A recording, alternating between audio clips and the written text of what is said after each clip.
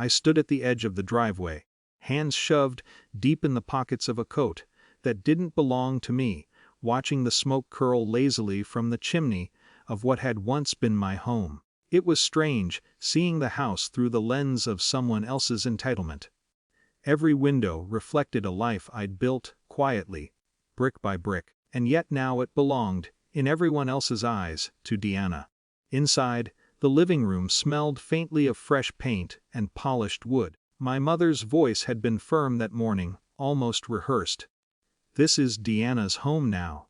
The words hadn't even left room for argument. My father had said nothing, eyes trained on his shoes. I had laughed once, in disbelief, and they'd taken it as an admission of guilt, of passivity.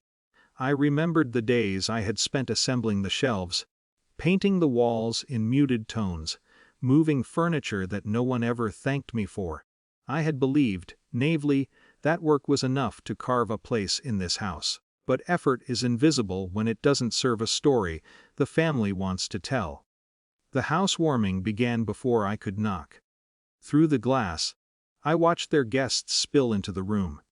Laughter echoed, mingled with clinking glasses, and I could hear the unmistakable smirk in Diana's voice. "You're not welcome here." My mother's nod confirmed it. My absence had been planned, orchestrated to underline my insignificance. I lingered on the porch, letting the cold seep through me, but my mind was elsewhere. I remembered the old deeds tucked away in the filing cabinet, a formality I had long forgotten. I'd signed my name there first, and no one had bothered to check. Ownership isn't always about ceremony or approval, it's about facts. For a long while, I simply watched.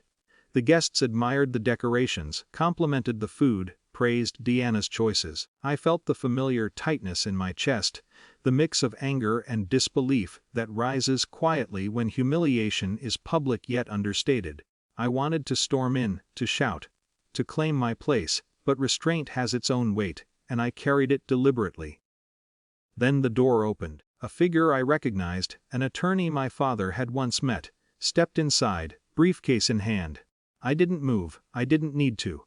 The voice was calm, measured, carrying authority without flair. "I believe there's a clarification required. According to these records, the property ownership is still under." The room froze. Guests looked from the papers to my family, then to me. Diana's smirk faltered, my mother's eyes darted. Silence pressed against the walls. I didn't speak. I didn't need to. Recognition of truth doesn't always require words. No one cheered.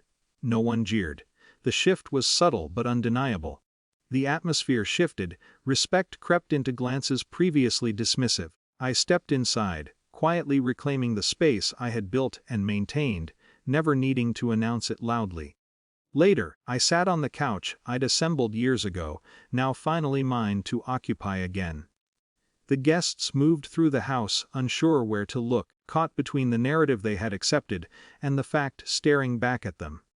My presence was calm, deliberate. Ownership didn't demand celebration, it demanded recognition, which had quietly arrived. I thought of Deanna, standing off to the side, trying to maintain poise. There was a flicker of understanding, or maybe frustration, in her expression. I didn't feel vindictive. I felt centered. My mother's polite but forced smiles, my father's avoidance, the guests' nervous admiration, all of it mattered less than the knowledge that I had not ceded my identity. I remembered the walls I had painted, the shelves I had built, the nights I had stayed awake arranging every corner. None of it had been acknowledged before, but acknowledgement had a way of coming in its own time, quietly, subtly, irrevocably. I didn't stay long. I had no desire to turn the house into a battleground or a stage.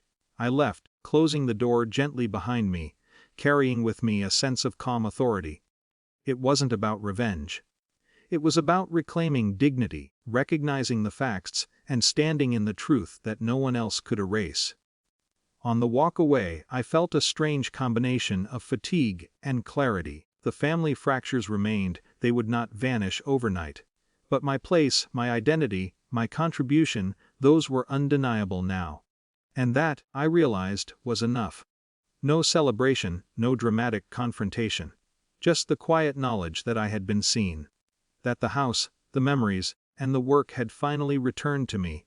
Not as a spectacle, not as a statement, but as a matter of fact. I turned the corner, letting the sun hit my face. The world hadn't changed, but my position within it had. And for the first time in a long time, I felt steady.